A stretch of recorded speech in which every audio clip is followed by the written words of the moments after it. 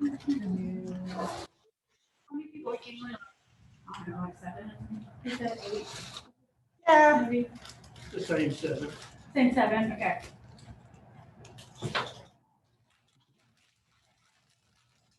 Or you can always eat. Yeah, those y'all aren't going to be dum-dums after my class. No one's dum-dum already. But.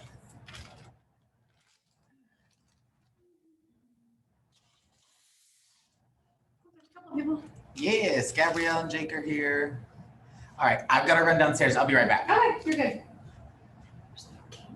The camera's over here. Okay, I was like, okay, that's it. I was like, oh, you moved it. Yeah, you got it all like. Yeah, we fixed Ooh, it. that's a good ankle. I'm gonna have to check my ankles out now.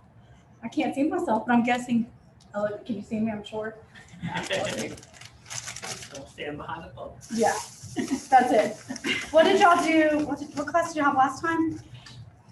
What was last time? Lauren, with Lauren? Okay. What was it? Just finding fires? Yes. She got off the book. Some All right. parts she did. Okay. She's a rule follower. I'm not. Just kidding. She said that. Did she say I'm not a rule follower? No, she Oh, said she that she is. Okay, yeah, no, she is. She's sweet. I follow rules. I just know that what a fine line between talks. How long you been doing real estate? I got licensed in 08. Perfect time. Yeah, I know. Yeah, exactly. That's what I'm thinking. I got licensed in 08. Went full time. At that time, both the kids were like, I got pregnant with Holden when I was given my license. So second kid, and that market it sucked. So I like quit my banking job. I was like, I'm going full time real estate.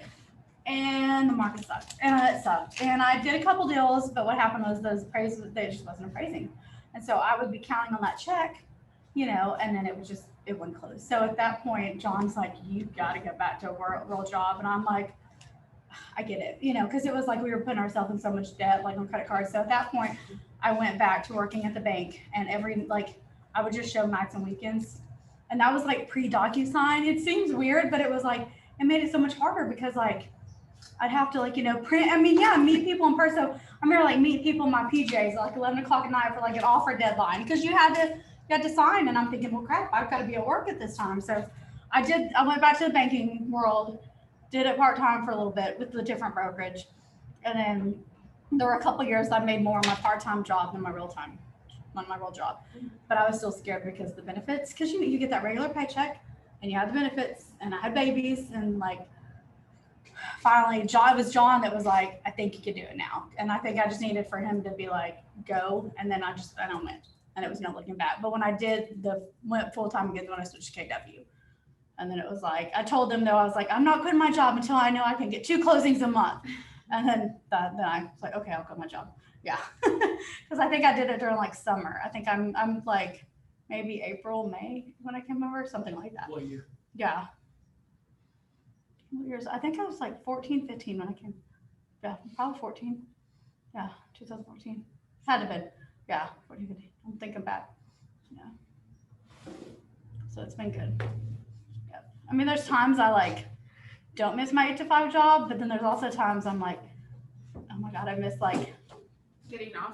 yeah, I'm having here. That's it. It's like going on vacation and actually getting, yeah, vacationed, but it was still different. It's like you still have problems people have to talk to you about, that kind of stuff. And then, but I think I was more organized whenever I worked 8 to 5, because it's now it's someone said yesterday, they were helping me. They're like, it's like popcorn here. I'm like, it is, because everything's normal, then something happens. And it's like, oh, now this email and then this email. But other than that, it's I used to have my laundry organized. I'd wash clothes. Now I'm sink's probably full of dishes, and it is what it is. Something's gotta give, right? Something's gotta give, and I gotta work. So it's fine. I enjoy it. But yeah, it's weird because having that 9 to 5, but I don't miss it when it comes to kids stuff. I'm able to, that's my thing is I work my schedule around the kids stuff. If they've got a Friday night football game, well, guess what? You want to see on a Friday night, I might not be able to show you, but someone else can. And so I'm just I got this, I'm there. And today it's Madison had Philly camp. So it's I dropped her off at 8:30. Well, I'll be able to pick her up at 4, and then I'll take her home, and then I'll go and do whatever I need to do after that. So I think for me, that's the part that I do like. And then I'm sure when the kids are gone, I'll be oh, John's like, you're gonna be that lady that's like 80, like on her deathbed. I was like, oh, I hope I live past 80. But he was like, you're gonna be like, I still gotta close the deal. And I'm like, yeah, I probably will. I probably will. That's me. Yeah, that's fun. I like it. Yeah. So since we're the only one here, I'm just picking Hmm? your brain. You fit my brand. So, yeah. so how many deals would you say you did the first year of real estate? Like, what? In 08. I was a call banker then, and I actually did pretty decent, despite that I had like a bunch of old lady realtors or that were just kind of catty and didn't teach me right. And so, I mean, for me, and that was like pre-social media. So, I mean, it was like I did decent, but I mean, maybe I had like, I don't know, maybe 8 deals that first year for like my first year as like part, I mean, it was okay. I did have a deal. My first deal ever was a lady that I used to volunteer with United Way. Her 2 sons, she bought them a house. So she bought them a house, and that's the one I actually was negotiating repairs when I gave birth to Holden in January. And so I was in the hospital with my laptop trying to go, because I didn't have any help. You know how it is. I'm trying to figure it all out. So I remember that we closed. And then we did like phone duty at the call banker, but their phone duty was like you're actually sitting at a desk, like the front desk. So you would get a walk-in, and then you would actually like call. And so you would get it, if anyone called, you get the number right away unless they asked for someone specific. So I remember like getting a buyer that I drove to Watauga, and it seemed like Watauga was so far away back then, you know, but it was like a first time home buyer. But back then it was like you could still buy a house for $150,000. I mean, and that was it. So it's like I did some deals, but that average price was probably like 130, 150. I mean, and then I remember having a couple VA buyers. The deals went sour because of the price. And so that's right when that like middle of the year kind of hit. And that's when John was like, dude, we gotta have, like, we can't keep going. And I was like, I know. Yeah. So in today's world with the new technology, Mhm. Facebook, social media, whatever you want to call it, what would you say is a average, what should I expect my first year, in your opinion? Because What you would do be- like, I mean, What would be like? I would set a goal like at least one a month. Like I would say because you can do one a month. I know you can. You can. You do. Yeah. And then next year go up. I mean, I always I'm the weirdo that competes against myself. So it's like, I don't like, when I look at last year's numbers, I'm like, oh, it'd be good to improve. But if I'm content where I am, and I'm content where I was before, you know, it's one of those, like, I'm not really money driven. Like it's helped and it's put me in a better situation, but it's also like, you know, I didn't grow up that way. So I'm good with like, hey, if I'm making what I used to make and I can live a comfortable lifestyle, I'm fine. So, I mean, I would try to say 12 the first year. I mean, you know, what is your struggles now? Like, what are you, I mean, cause you flip, don't you? Like buy and flip. Yeah. And, so I thought, okay. No, I mean, I feel like I'm doing okay. I just don't Yeah. have anybody to compare myself to. Like, Mhm. obviously, I can't compare myself to you because you've been here a lot longer. Yeah. So I'm just like wondering what is the average for the first year of a new person? Like, I want to know if I'm on track or not. What are you at now? Do you know? Well, I've done 9 transactions. You're good. You're But, doing it's still, but, you know, 3 of them were actually just leases, so. yeah, but it's still, it's a unit count, and it's, Yeah. I mean, it does stink because it's not, the money's, it's hard because you work just as hard on a rental. And then you're like, hey, Probably hard. yeah, and then you're like, what the heck? Yeah, so, I mean, I'm trying to think, because I think there was one year Lauren was rookie of the year, and I don't remember, thank you, what she did, honestly. But it was, I mean, it may have been like 8 to, I mean, because she didn't cap her first year, I know that. And she still did really, I mean, it was good for her first year. Yeah, And then you're also in a weird market. I mean, it's such a weird market right now.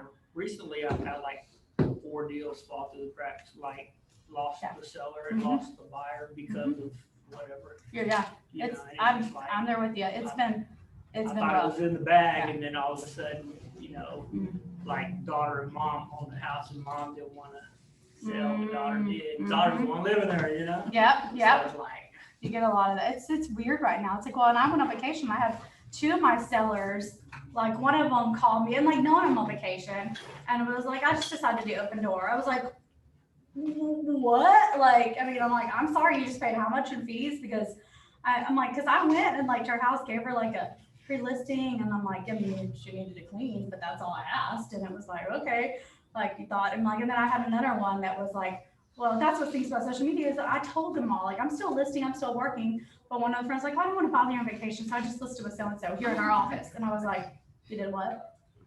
Like, and she's like, well, she begged me. I was like, she begged you to?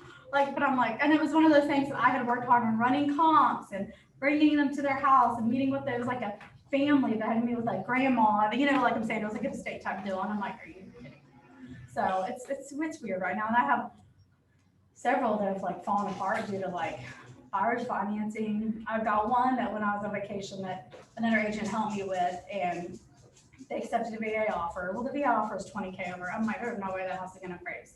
Like, I know it's not gonna appraise 20. I mean, I priced it right on like high anyway, so it came back and appraised at 370. Well, now the people, even though they said in their email, hey, we have extra cash, we'll pay extra. Well, now they're like, we want it for 370. And we're like, well, can we get 375? I mean, something, and they're like, no. And so I get it. My sellers at first were like, they're willing to come up some. Yeah, because I mean, we passed up another offer that was another decent offer for this one. And so now we're gonna put it back on the market. I mean, cause it's like, whatever, so that's about to fall through. And then I've got one where my sellers terminated the buyers because we were supposed to close the 3rd. Hey, oh, you're cute, baby. Yeah, we were supposed to close the 3rd. And then they didn't close. Out of nowhere, like, they're like, buyers, like, we need some more time to like extend. So we give them like a week, and then the lender still can't get the crap together.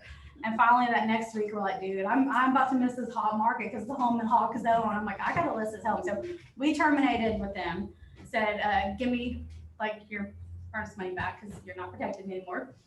And then I put it back on the market. I get a showing immediately, and I get a call, the house is flooded. It freaking flooded, like the AC like line. So it's like, that was like my night the other night. I was supposed to be at like some meeting, and I'm sitting there like handling like people pulling up carpet, you know, and then I'm like, so what, we pulled off a miracle though. I went back to the original buyers. They now have it clear and closed, and they're gonna buy it as is. And that way they can keep their $4,000 earnest money. They can do they're planning on replacing the carpet anyway. But it's like, we're supposed to close this week, so hopefully it closes. It's just weird. It's like everything's weird right now. Like, there's not a normal transaction. I think, seriously, everyone I look at, I'm like, just when I think it's gonna be some news, I'm like, what next? Okay. Yeah. My first listing flooded too. Did yours? Oh no, was it ACR just? Already in contract and. flooded. Yep. Okay, see, It was just plumbing, A plumbing. fixture failed under the sink.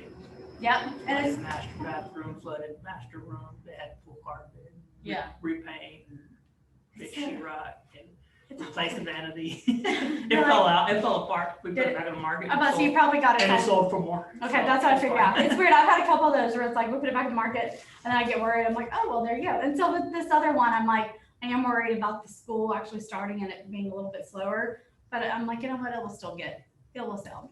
I just hate it because the family's trying to get to Colorado. They're living in a camper right now. They moved out, living here, waiting. I told their family, I was like, girl, just go to Colorado and we will sign this like by note. We'll figure out a way. Like, you just go. There's no need in you sitting around waiting now because they're not gonna move on price. Yeah, I don't know. It stinks. Yeah. Hi, Kathy. Oh, they can't hear us. Great. All this time. Is she muted? Yeah, I guess he muted. It says Keller Williams Kathy, can you hear us? because it's got her. No. Can't hear us. Yeah, I can hear you guys. It's just not Okay. understanding. Hey. So someone can't. Hello. So I'm trying to clean my office, so yeah, you get to hear that. Ha ha. Hey. That's awesome. Jacob's on there. I wonder why Kathy can't hear us. May need Let me text her. She may need to join audio. Yeah, that's what it looks like. Yeah. I think she needs to join audio.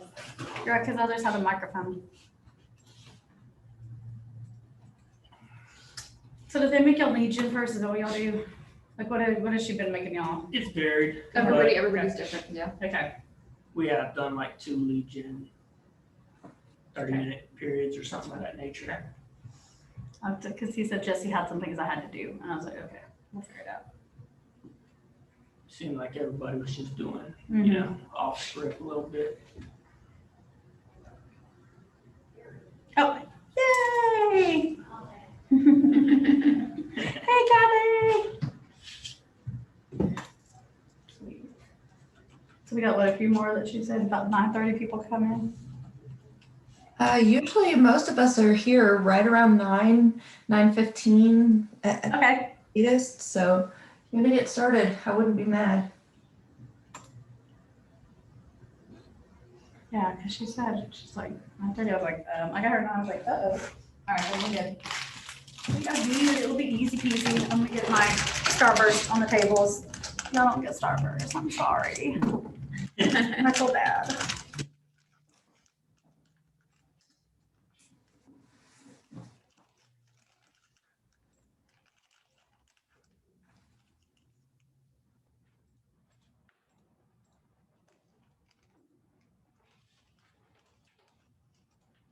I guess for now, because she wants me to make y'all definitely do some leads, she said. So I guess add people in your database, do whatever you need to do lead. I don't care if you call, if you email, if you have questions on what I do.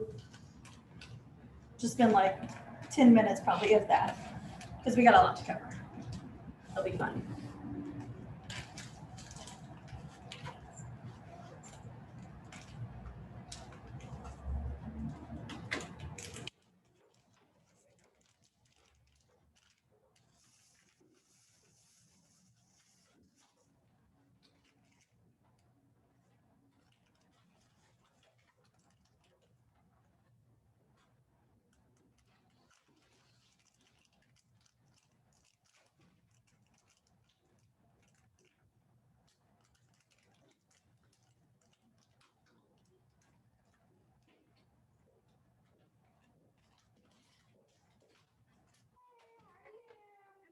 Yeah. I'm Betty. Hi, Daddy. I'm Kizzy. Nice to meet you. I guess we're just spending like 10 minutes, everybody like Legion, do something in your database. Post something on Facebook, I don't care, whatever. Snap, Instagram, whatever you want. I know, I'm throwing Starburst. It's the other one, right? There you go. Alright, so, yeah, it's the orange one? Oh, wait, You know- I orange was there. I'm dropping pink or red though. Oh, I love it.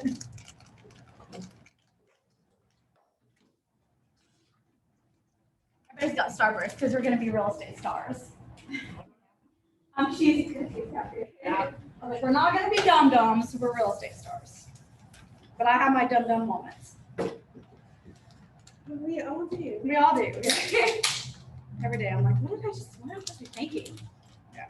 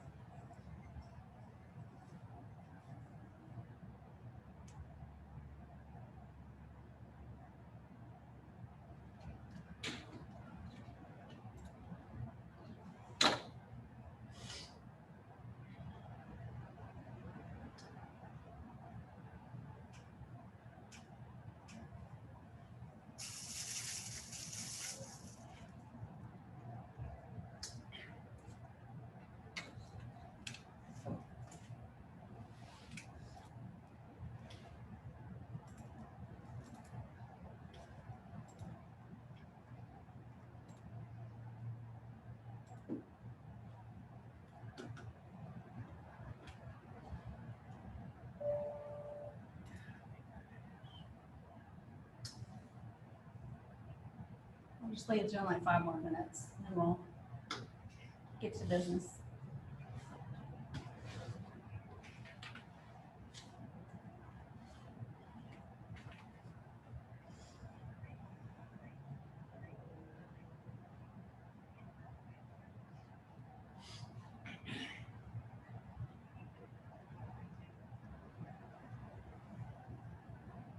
Hey Jen, this is Tony Mitchell, you know, with Keller Williams and Denton. I was just calling you in reference to the properties you were taking a look at on my website last night. I just wanted to see if you had any questions or if you'd like to preview those homes or get any additional information. Please just give me a call back. My number is 940-368-6620. Look forward to hearing from you. Goodbye.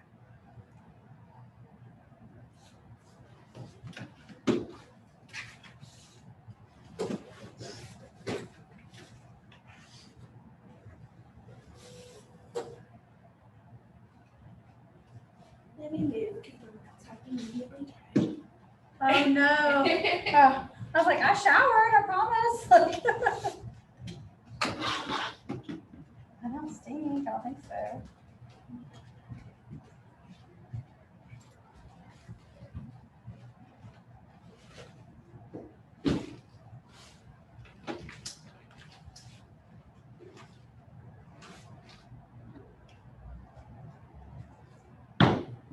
What's been your favorite session so far?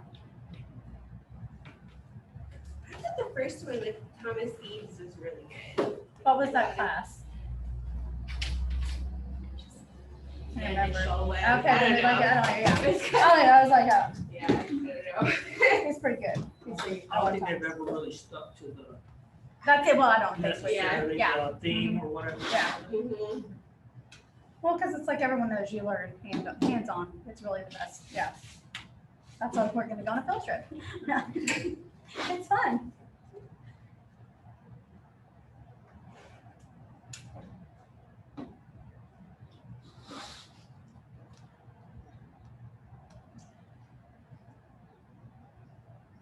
Good morning, how are you?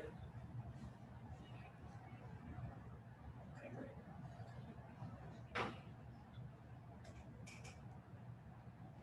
All right, did she tell you the good news? Well, she told me that she was able to get you like the pre-approval or pre-qualification. Yeah, so, we should be able to submit the offer for the house if that's what you want to do, today. And then, I talked to, the listing agent, so she knows that it will be submitted as well, so we should be good. Yeah, she just wanted to wait on those other documents that you just sent and then, just kind of check a few other things, but based on credit and what she had so far, she was able to give you the pre-qualification letter so we can submit the offer.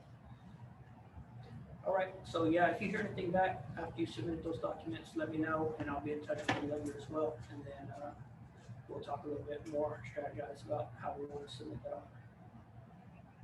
All right, have a great day. Bye.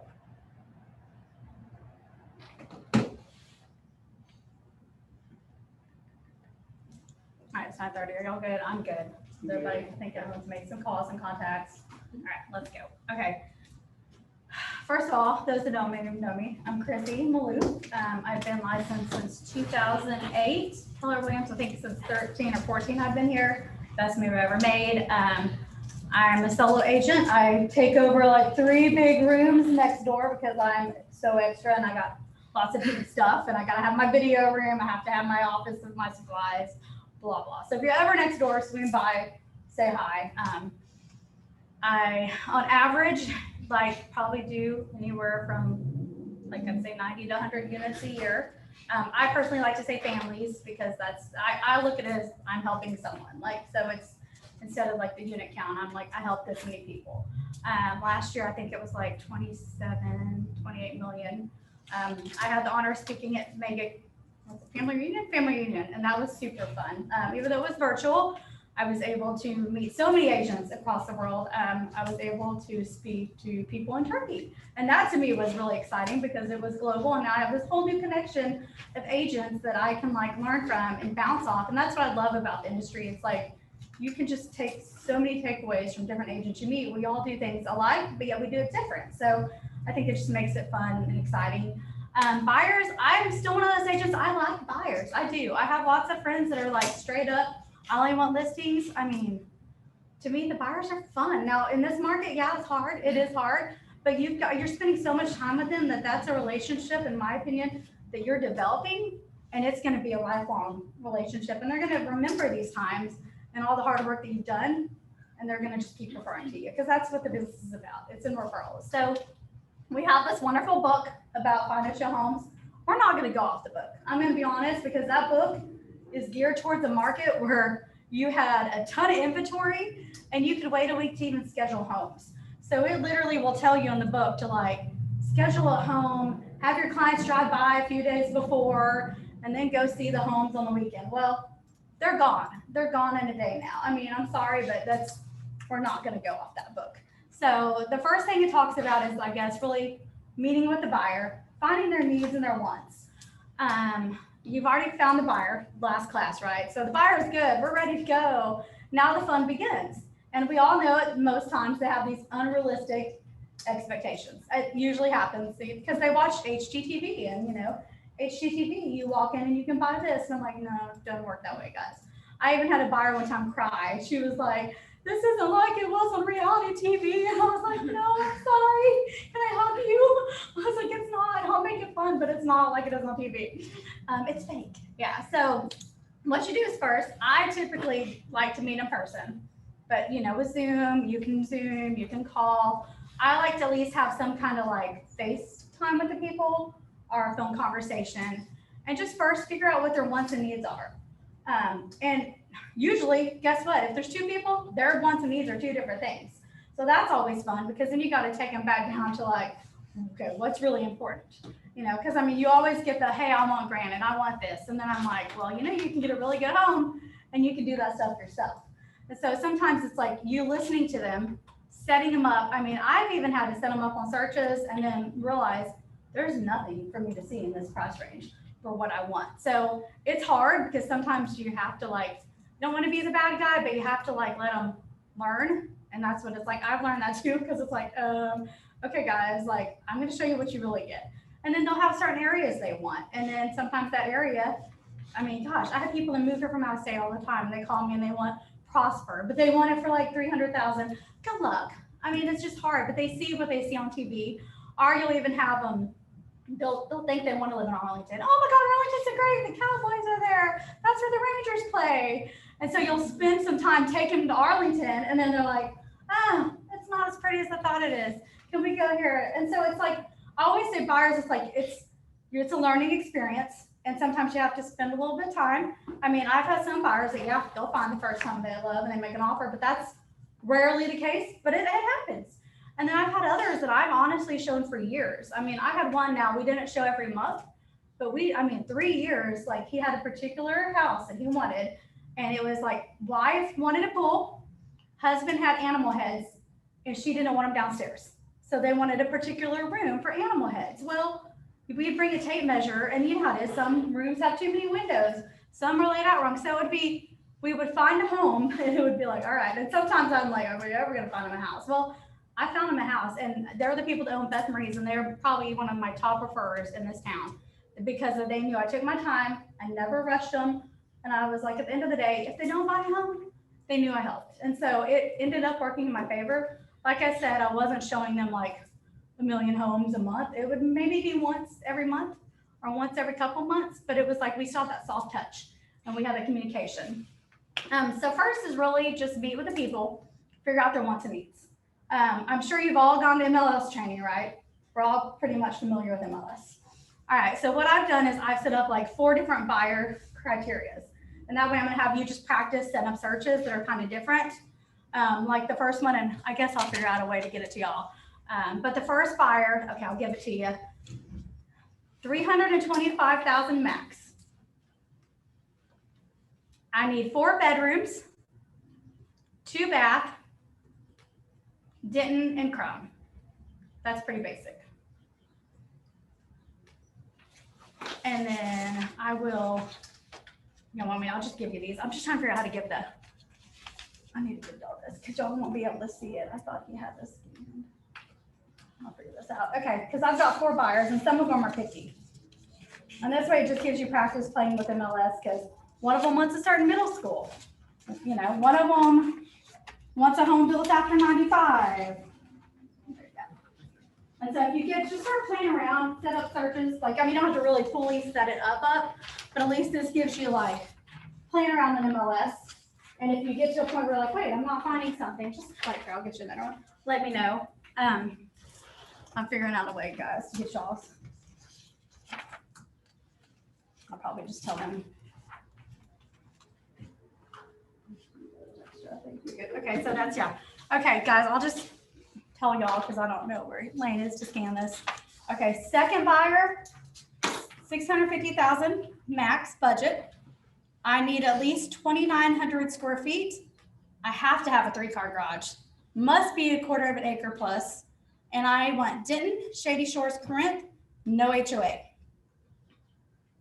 Can you say that again? I need 500,000 max budget. The home has to be built after 2000. I have to have a pool. I mean, it's Texas, hello. And then I want to be in Crownover Middle School. So when y'all finish those, I've got one more and I'll give it to y'all.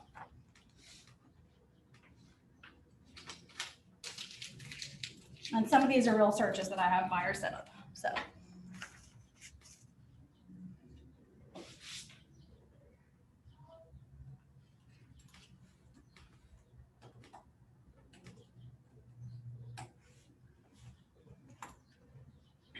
So which one us to do once we have? You could do whichever, you play around with all of them, because you don't really have to like, just kind of go in there, do that criteria and see what pops up.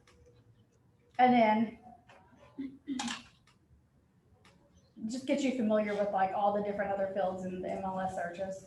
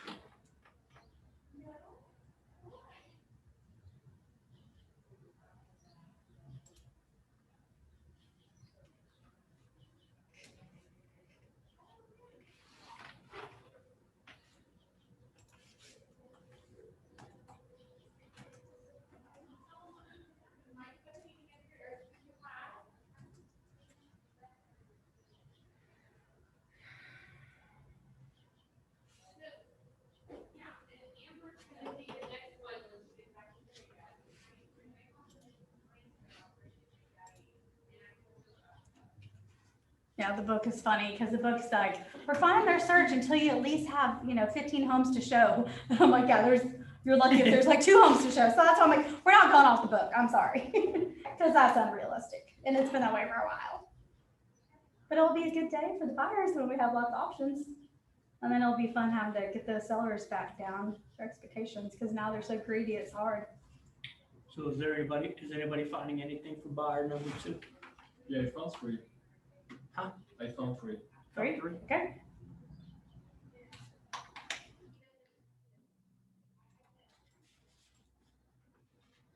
It's weird because you look at that amount and like you think there'd be. I remember the day there was lots of homes in that price range. Yeah, I found nothing. So I don't know what I'm doing wrong here. Got 650 minus 2,900 square feet, 3-car garage. You never know. Sometimes it's sensitive. I see you got good Shady Shores. Corinth, Active coming soon. 650 or less, 2,900 is better, 0.25 or better. Is that the way you would put that in there? Yep, I did that. 3-car garage, no HOA. Mhm.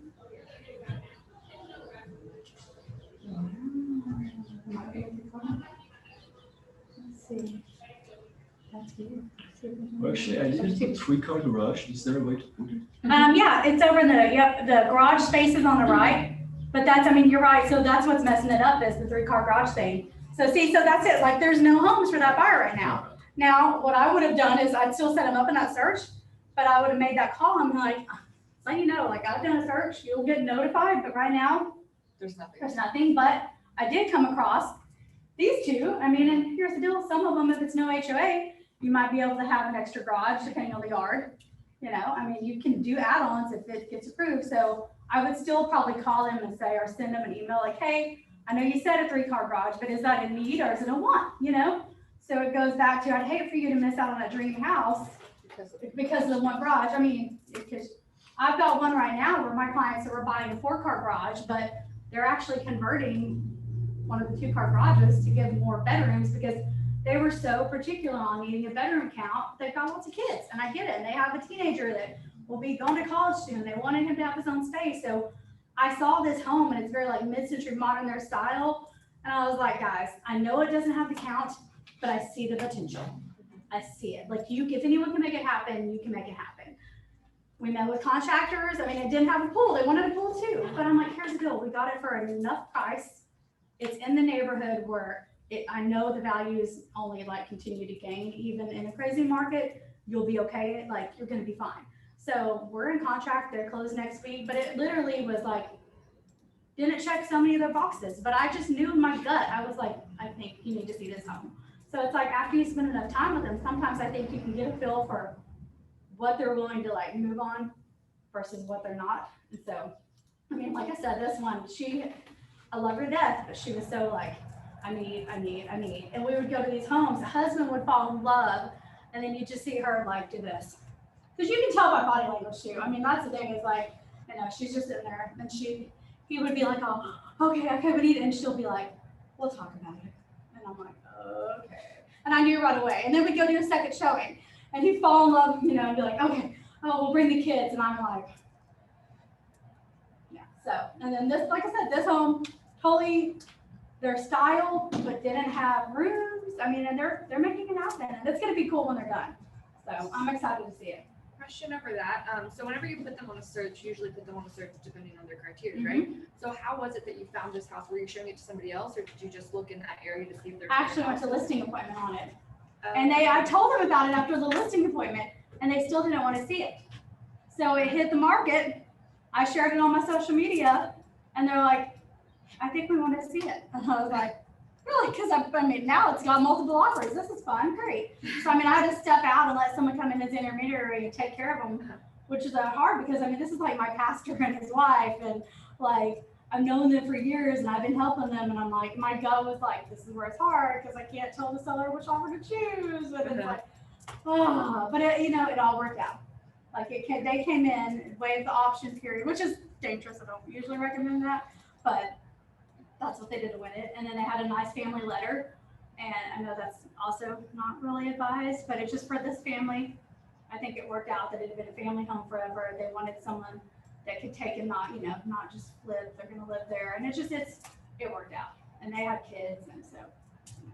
Do the letters work for you? Well, that's it. NAR doesn't recommend it now. I mean, really, and here's the deal. Honestly, like, the other realtors, they don't always share. So Yeah, I mean, I've it's, had listing agents say. and I've "We also just had throw it in the sellers that say trash. they don't want We them. just throw it in So, the trash. I don't even show them to Yeah, it. I I'm mean, like, yeah. that's how we win our house. I know, and that's it. I mean, I've had some that have won in the past. I even had like a couple years ago where a buyer left a personal note on the door for him, like a handwritten note. Like, you know, here's just a personal touch. So it's I know it can go against some people, which is sad. It shouldn't be that way, but depending on the other people, like I've had some older clients before that are stuck in their ways, and I'm like, you cannot.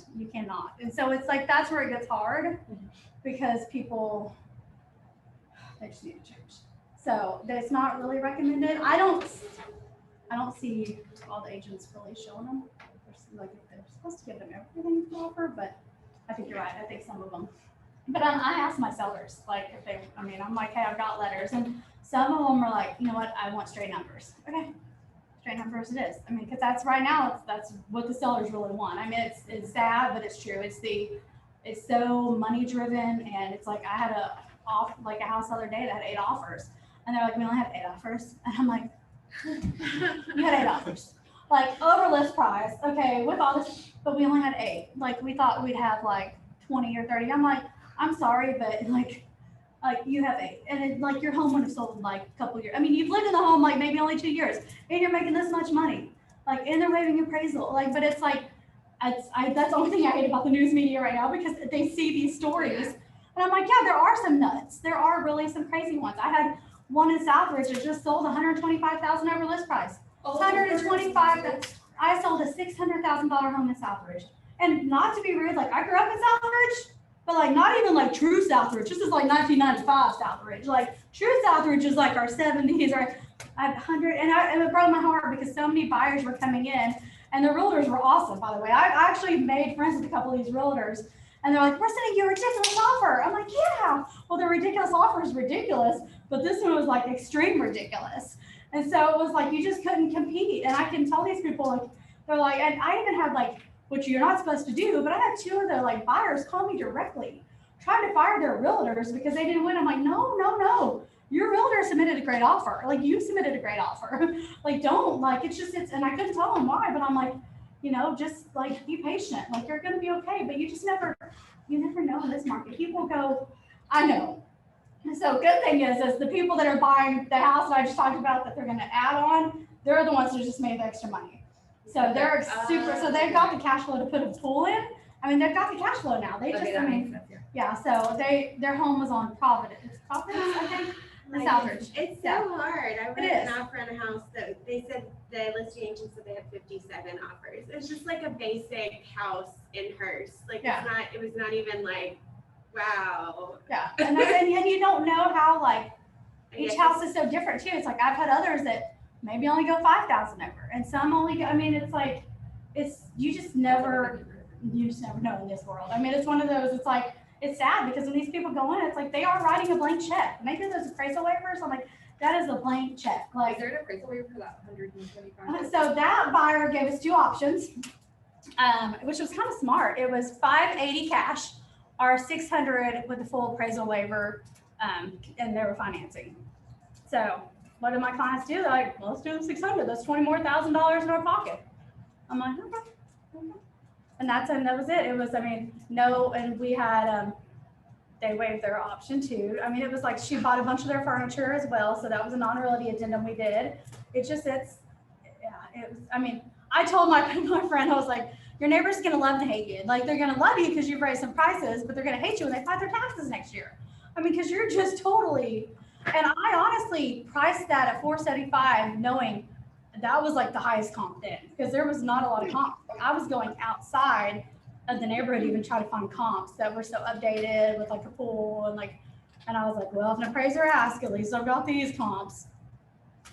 What do you think it was that driven the buyers to offer that much in that house? It was one of those homes that I think, I know several realtors in this like office even wanted it for their home. It's like your mom's, like their home was, Oh, yeah. it's very beautiful. So my people actually looked at your parents' house, Oh. but that was before they were really ready to pull the trigger. Uh-huh. And so, I mean, we were there forever, and that's one of those ones that they're like, what were we thinking? So it's like that. It's a home that's on the outside, still 1995. The whole inside had been completely redone. And it was like the kind of design that you see a lot of people wanting right now. It's like where it's got the floating shelves and everything's been updated. I mean, and it was on half an acre, had a really nice like backyard pool, cabana. I mean, the lady decorates like Hunter, whenever I schedule photos, the photographer even said, he was like, okay, I'm coming. I was like, yeah, it was kind of overcast today. And then he got to the house and he was like, oh yeah, you're right. This is like one of those homes. I have to have the light. I'm like, I told you. And then he was like, I want to showcase this home. I'm like, you're good, you're fine. But he said it was like Restoration Hardware meets West Elm, one of those things where it's like, it was like a designer house, and it just kind of worked out that it brought that many buyers. I mean, and that's where I'm like, that open house was like, it was I loved it. I mean, it was a great open house. It was lots of, I mean, I met some people, got a lead off of it. So, it worked, but it was like, and you get the neighbors, they're being nosy, like they come over and they're like, oh, I don't think they'll get filmed. It's a pretty home, but 475, that's going to be hard. And I'm thinking, wait till you see now. It's like, it's crazy. So yeah, but on those, I mean, sometimes I I think that's where it goes back though, like when knowing your clients, like at first it's hard because you don't know them. But when you start spending time with them, I think you start getting a feel of like, you know what, this is like really what they might be able to look at. So it's, I mean, and all they could say is no. She did say no at first. And then she was like, went to the open house and was like, oh my gosh. And I'm like, thanks now, because you know, it's not as easy now. So it's, yeah, it's different. I mean, and you're gonna get those people that are picky. I mean, and I've had people that I've set up on searches and they've looked at these homes and like, let's go look at them. I had a guy one time and I've only fired, I think 3 people because I'm one of those, like, I'm a people pleaser. I'm really nice, but I would go show him homes and we'd pull up in the driveway and you're sitting there when you get these homes, you schedule them. Like, so you're blocking time, trying to figure out drive time. Would get to the house, he'd be like, yeah, I don't even want to go in, it's ugly. I'm like, wait a minute, like yeah, you want this house. You just reminded me of a question that I had. Do you always do a CMA before you show them houses, or do you have those ready, or do you usually wait until? Because that's one thing. Like I would start doing CMAs like before every show, and they take so much time, and most of the time they don't even care. I know when it's hard in this market too, because really it's, you can do a CMA, but it's everyone's waiving appraisals. It's not. I mean, and so What- like, most of the time it doesn't matter because they're going to have Yeah. offers that are over asking. exactly. No matter I would just, I mean, you can go back and do it if they're interested in, but I don't. I personally just don't run the CMA until I have to. Or I mean, I usually try to know the area and look at the average prices to be able to answer questions when I'm there. Or like after a while, you're gonna know most areas. I mean, that you're showing, unless it's somewhere extreme out, and then I have to try to like figure it out. But if I don't, I'm just honest with them. Like, you know what? I'm not sure. I'm not 100% comfortable with this neighborhood. Let me go back and look at comps, and I'll call you. And that's what I just honest with them. I mean, I think sometimes that's the best thing to do. But no, because it's right now, it's in a market where you have to show, and you got to show like now. Right. I mean, it's sad. I mean, to comp somebody else and put yeah, Yeah, I mean, that's it. It's I mean, heck, I ran comps all day on that listing. Thought 475 was top of the market, and then they got 600. So it's hard to even say. I mean, I've lost a listing right when the market started going up because of that same reason. I was like, oh gosh, no, that's high. Well, some other realtor was like, okay, well, list it however you want. Well, they got it because it's, you know, it's like, I was like, well, that's what I get for trying to look at numbers, you know, so it is what it is. But I mean, on this market, it's like used to when it's more a buyer's market, you would say, drive around the neighborhoods. And I still tell people, drive around the area, see what you like, you know, I'm like, because usually if they've moved here already, they've got a feel for like the area they like. And so I do tell them, I'm like, just on their off time, like go on the evenings, go on the weekends, see if there's lots of street parking, because there's stuff like that that you can't set up a search and says no street parking. I mean, there's some neighborhoods that offer no because HOAs, but you can't tell that. I mean, I had one time where it was really close to school and the street gets crazy during school time. So she was like, when I listed it, she was like, do not show it during this time. And I get it, but I was like, oh God. I mean, I'm thinking, I'm like, I hope they know that it's by school and they'll just know that their driveway's blocked for an hour or two every day. But it's like, it's just, you get those things like that where people are like, I want this. And well, you can set them up in searches, but they're not always, you know, you got to still look. Like it might say it's by a pond or have a pond view, but I had one time, it's like, we have a golf course view, guys. The golf course view was like upstairs, back window, and like this partial of a view. And I'm like, that's the golf view? You know, so it's like, but you don't know that until you really go and look at the home. And then you're like, well, that was kind of a waste. But it's a view of golf course, just like, I'm like, if the trees grow, you're not going to see it. So I don't know. It's one of those, like, I think sometimes you got to get in the car and go, but you set them up on their searches and then kind of like bring them back down to reality. And then you're good. But I mean, like for me, like the school thing. So I put that on there because you get I have a lot of families that I help and they want schools, and schools are important. And I honestly tell people, even if you don't have kids, it's still good because for resale value, I mean, you want to buy in good school zones. I mean, it's what you do. Well, the way MLS is, you manually put it in. That's one of my like biggest, I will say I don't like our MLS for that reason, because you get so many agents that just pull up a previous listing and they manually input the schools. So if you do have someone set up in a school zone, sometimes it will show them a house that's not even in that zone. And it's like, because the agent entered it wrong. Yeah, I So- think our MLS, it just isn't updated with, like, I always see things listed as Lee Elementary. It's not called Lee Elementary It's not, anymore. you're right. Yeah, well, and that's the person, because you type it, And so if You're somebody right, was yeah. looking Yeah, and they they're tried to clicking, look yep. that up, you're right, yeah, because Woodrow is not Woodrow, it's, yeah. I don't know, Eddie- it's we might Eddie need to get that Schultz. fixed with MLS, you're right, because it has been changed, yeah. And there's so much growth and so many new schools and so many, and like, and I just growing up here, I know what schools, like you did, like what feed into each other. And a lot of times I'll see it and I'm like, that middle school, that elementary school, and then none of them even feed together. And so someone will be entering it on MLS and that can hurt your seller, but it also is not good for the buyer. So years ago, there was like this part of Oakmont that ended up rezoning and was going over to Hawk, like, and it was Pecan Creek. Well, I knew it had been rezoned. So many agents didn't. I was able to just do the map of the neighborhoods and set them up that way because I knew where the elementary school maps were. So sometimes that might be easier, like look at the zoning map and do the map search because it could, I mean, it's weird. Like where over at Hawk, you're across the street, there's a brand new neighborhood that came out. People thought, oh, it's gonna be Hawk zone. Well, 3 streets go to Hawk and the rest go to Lake Dallas ISD, which is totally different district. So it's like, people just don't realize that. And the builders are, I mean, here's the deal. They're just trying to get them in the door and get it sold. They don't have a realtor that knows their stuff. So, I mean, that stuff's important.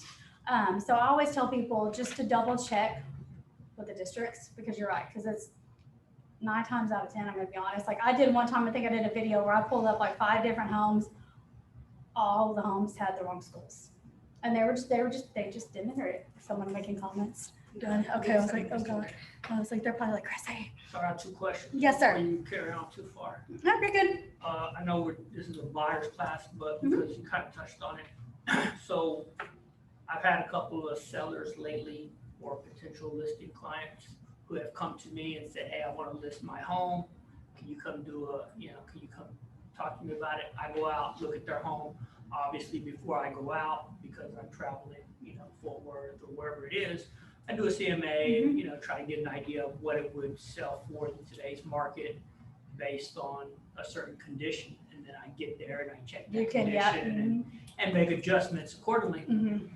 And I'll just give you an example. I had a guy in River Oaks wanted to sell his house. I go out there and I tell him that I think it will sell for around $289. That's what my recommendation of list price would be. He thought he should list it at $499. Oh, And I said, well, where did you get that number from? He was Zillow. like, well, just based on like what's Yeah. happening around me. Mhm. Duplexes are being built over here. There's new grocery store being built over here. There's a lot of development. He had no like concrete Mhm. evidence, which I did and I showed him, well, this is what I'm basing Mhm. it off of. And I was kind of at the top of the Yeah, as it is, exactly. but like I didn't get the listing. What did he list it? Did he list it? It's not listed yet. That's why, because he's there, I mean, And he may come back. Yeah. But, I just felt like if I would have just agreed with him, oh yeah, $499, Yeah. great. Obviously, I could have got the listing, but I'm not gonna But take then it. it's gonna and then- sit. Yeah, exactly. So I'm not Yeah. gonna take it No. and be in that position. But, have you caught any of that? I did also have a listing that we did list and they agreed to list it at the price that I recommended, which was like $329, and it sold for $345. Yeah. And they wanted to list it for $350. so it's close And enough. there's, to see, I told you it would sell, Mm. and I tried to explain to them, the only reason it sold for more is because there was You competition. drove that competition, yeah. So if we would have priced it at $350, it only sold for $345, so I didn't reach the $350. Yeah, But if we would have priced it that high, there wouldn't have been competition, which then you would have got offers under list price. yeah, And there would have been no sense of urgency. that's true. So, I mean, they were happy at the end of the day, they got pretty much what they wanted, but they were just like, I told you it would sell, And it that's just that's kinda- hard because you get a lot of people that they're realtors. They know it all. They watch TV and they read books and they're like, I was saw it on YouTube. Now TikTok says this. I'm sorry, but you're not professional. Like it's the legit, like it happens. And that's where it's so hard because you do get the expectations when you walk in and you're just like, I mean, I have one right now that I'm really struggling with because it's a good, like I've been helping this lady build a house. And so we're coming up to where we got to close and now she's going to list her home. Well, Zillow and Realtor show my house at like 404. Okay, comps are like 365. And what happened is because the little area she's in, there's a lot of new construction and there are those homes and they're kind of like bringing those prices in. But she has in her head, like, I have to clear 400. Like, I have to clear 400. And I'm like, and then I sent her the comps and she's like, those just aren't like in line where I want, like where they should be. And I'm like, okay. So it's hard because sometimes if I ever had someone that wanted to list, and Jay Acker, I'll give him credit for that. He told me years ago, he's like, if it's not too extreme, but I would always say like, he'll take the listing, but within 2 weeks, if your home isn't sold, we go to where I told you to price it. And that's it. And they do an agreement, he's like, it's a handshake agreement, like, hey, and that's it. I mean, in this market, and that's what we tell people in the market when it was like normal and stable. If your home isn't showing after a few days, then it's something. It's got to be priced usually. It's usually priced. I mean, it's like I went to one last night that's had a $40,000 price drop, and it's right over here in South Denton. And I'm like, okay, that home in that neighborhood hasn't sold yet. Like, and then I'm looking, I'm like, well, first of all, it just doesn't show well. Pictures are crap, and they had priced it at the top of the market. There's one home pending in that neighborhood for that price, but we both know, like, it just says pending. Like, what did it really sell for? Like, did it sell for less? So it's one of those, like, so now because it's on the market for 2 weeks, we're going to go in even below where they dropped it, ask for stuff that you used to ask for a buyer. So it's weird. I don't know. It's crazy. But okay, I guess back to like the showings. Okay. So we go back to the setting up searches, setting excitations, then you go show homes. That's the fun part. I'm going to go normal stable market. I personally try not to show more than 5 homes at a time.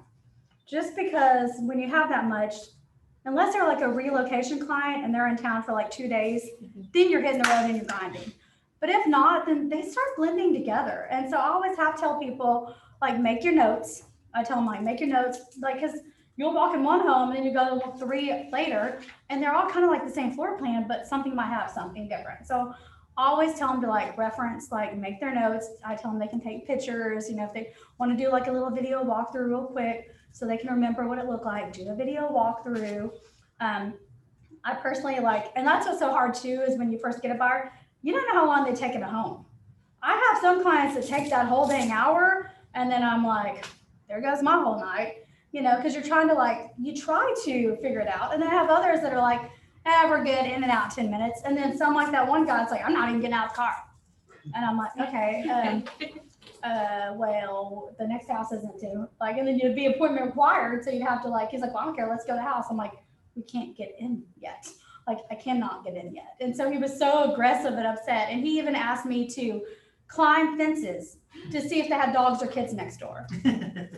Okay, anyone that knows me, A, I'm clumsy. B, I'm not like a climb fence girl. I'm sorry. That's my sister was the tomboy. I was the prissy one. That's no. But I would like be like, oh, I'm sorry. Like, I don't know. I can see through the fence, but I can't set up a search. Like, you can't do that, people. And so, I mean, I finally I just looked at him. I was like, you probably just need to go to Robeson Ranch. Like, cause I'm like, he was an older man. And I was like, you don't want kids, you don't want dogs. I mean, it's, what do you want? I can't tell you. I mean, he was just so, I fired him because I think the final straw was like, he left a bottle of water at a house and we were exiting an exit. And he's like, I forgot my bottle of water at that house. I said, oh, I'm so sorry, sir. I'll get you a new one. I'll pull over. No, you're going to turn this car around and you're going to get me my water. And I was like, yes, sir. And I turned around and that was it for me. I think it was just the bottle of water, just the bottle of water. And you drove him? Do you usually drive your clients or do they usually meet you? Is it like because he was old school?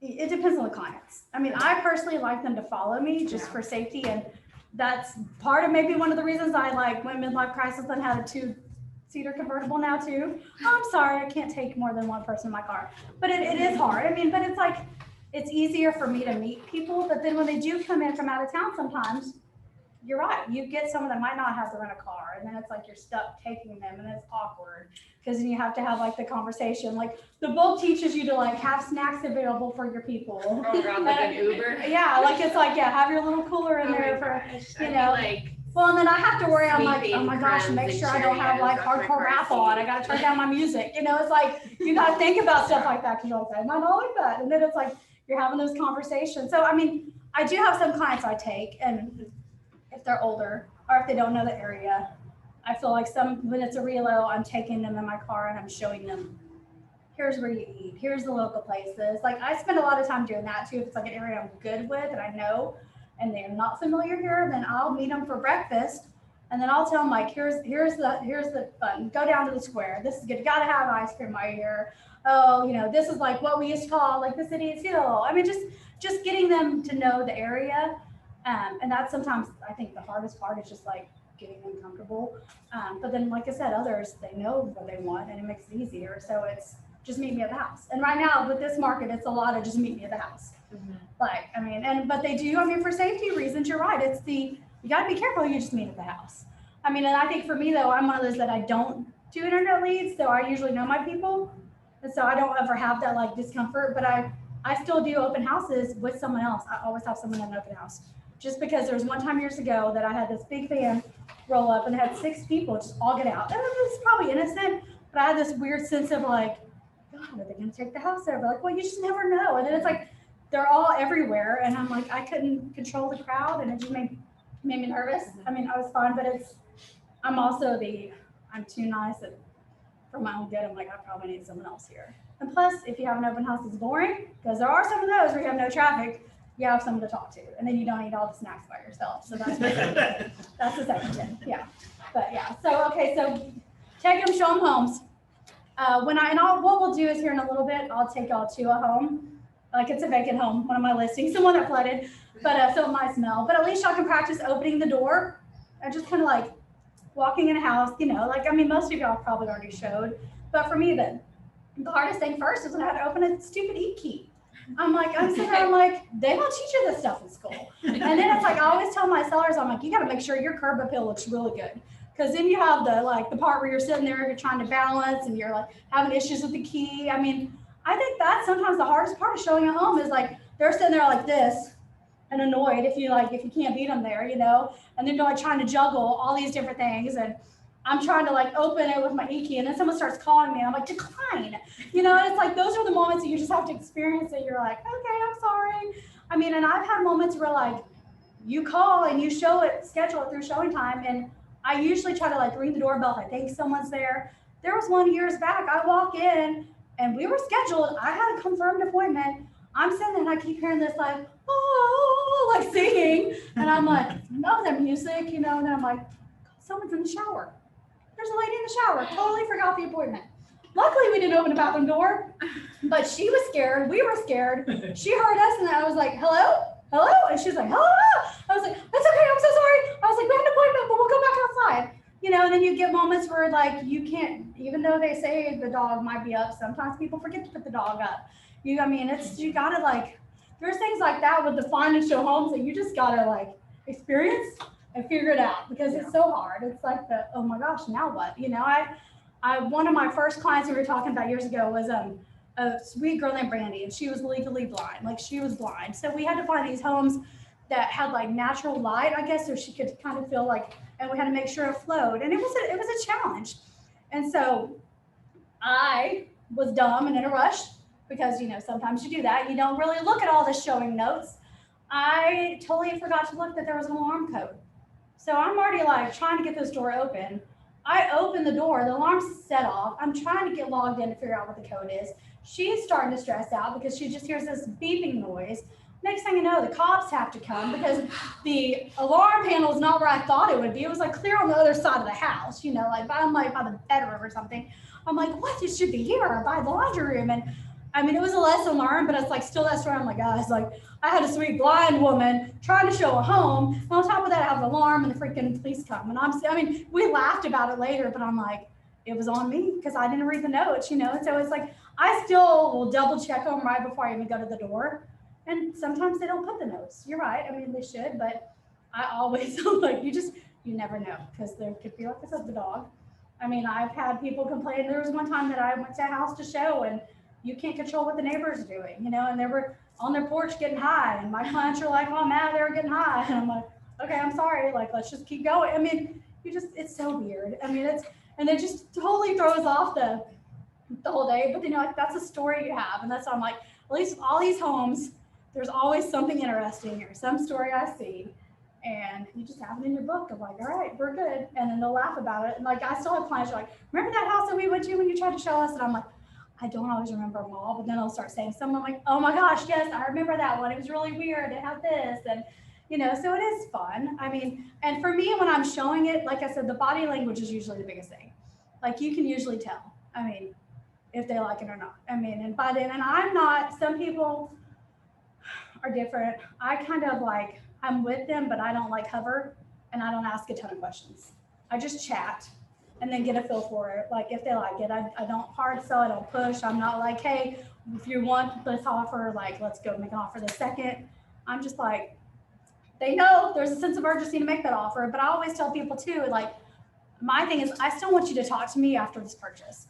I don't want you to hate me. I don't want you to move in and feel pressured to buy this home, get in there and hate it, and then be like, she just wanted a paycheck, because that's not what it is. It's not. And so I think what happens is sometimes when these agents go in and they show, they try like so hard to make that final sell that it pushes the buyer away. Does that make sense? Because I mean, I've had like a showing person one time show for me, and I didn't know how she showed for a long time until one of my good friends, like they kept asking for me, and I'm like I'm so busy. Can you not just please let this girl show? And they're like, well, they're okay, but they just sit there on their phone the whole time. And like they do this at the island and check their text messages. And then when we ask them a question, they're just like, yeah, mm-hmm. And I'm like, but how do you, I mean, I didn't know, and it's like, well, she's probably never had someone show her home before. So maybe she just thought it was like normal to play on your cell phone in the kitchen while they look around the whole house. It's, and then I've had others that are like, well, they were good, but they were like, really pushy. And I'm like, well, we don't want to push you to buy a house. We want you to buy, but we're not going to like hold your hand and make an offer. So it's and each client's different. Now, when you're doing virtual showings, I'm sure you've all done virtual, right? FaceTime. Have you done that yet? Oh, I've done like video one. Video ones. Okay, those. I mean, and that's it for me. I always try to go like, I try to do a video of like me driving into the street first, and then I do like a video of like around this area, yeah, and then I get in there. And that's as hard as sometimes you have reception, sometimes you don't have reception. And then you're trying to like figure it all out and get it all done. And it's like, you can buy a home that way, but I've had clients that bought homes that way and closed and they moved here and they hate it. And I'm like, well, it's hard to tell. It's so hard to see when it's not person. It's like, yes, sir. So with that being said, what platform are you using to do those videos? Because like I have that challenge. I'm good if I FaceTime somebody, but to do a video, it's always too long, even if I try to break it up in sections to send it anyway. Yeah. So I can never get it to the client. Correct. What are you using? Yeah, I do two different ones. Like I break them up into different videos, and I'll text them, or I do FaceTime, or I'll try to Zoom, or a lot of people they don't have an Apple phone or whatever. They do a Facebook Messenger. We FaceTime through Facebook Messenger. I've tried to Skype, but you're right, the service is hard. And so what I'll do is I'll just take a couple of clips of what I can and just text it to them. I mean, I've done before, I've set up like a YouTube, and I've done that. I've done other videos, but I feel like it's the waiting. It's just easier just to be like, here you go. If you, I actually found this out because I was trying to share something with my brother, but if you do a long video, you can actually create like a shared album and share it with another person if they have an iPhone. So as long as you have their phone number, you can just create a shared album with literally just the videos that you're trying to share with them. And you can share it for forever, or you can share it for like a day or something, and they can go in there and download it and have it on their phone. And that's like instantly, as long as you have Wi-Fi. Yeah. So that's just another way if they have an iPhone. Maybe you can show me at some point. Yeah, for sure. That's good. Yeah, because I mean, that's it. It is hard. And I feel though now, at least it's like there's more people we're getting to see in person, but you do have the people that are out of town, and it's hard because I had one the other day where they were so upset that they lost out on a home because they didn't make it here for the weekend. But I'm like, you can't wait for the weekend. And that's the thing is like, you have to tell the buyers now, it's like, it's hard because people do work, and I understand that. I worked that 8-to-5 job, and I needed to go on nights and weekends, but it's this market, you can't wait for both spouses to be together. Sometimes you're gonna have to like, hey, like we keep losing out on homes, and that's what happens. We keep losing out, then maybe one of you can go, and then we can FaceTime the other, or we can do a video. And then if we get our offer accepted, then he can come to our option.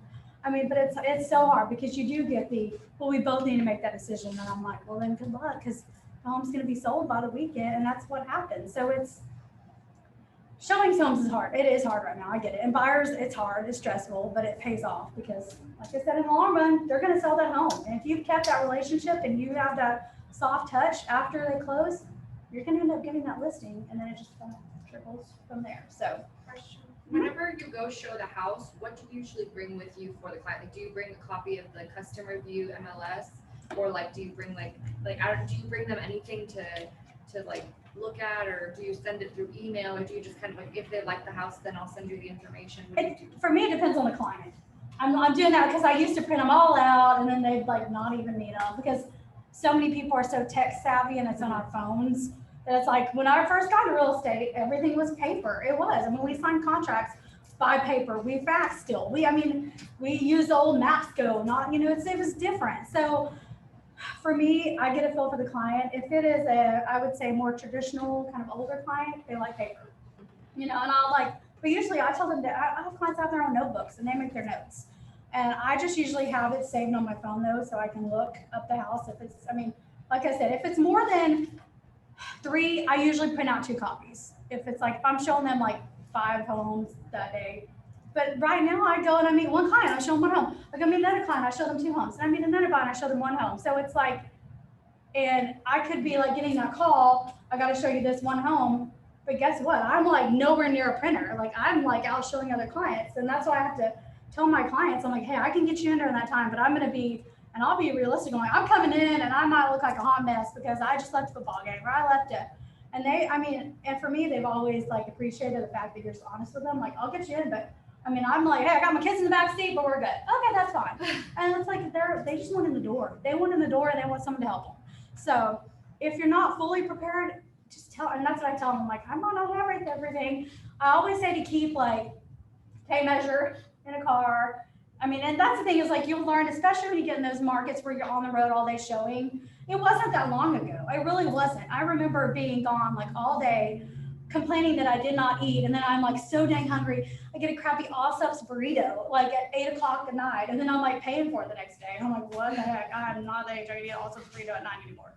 But you get those moments where you're just like, you go show new construction and you're there for hours. You can't gauge new construction because you get in there, they might like it, and then you're there at the builder. Yesterday I was with one client 3 hours, and finally I had to be like, I'm so sorry, it's 3:50. I have to pick up my daughter at 4. And they're like, oh, it's okay, it's fine. So it's like it's hard to control that day.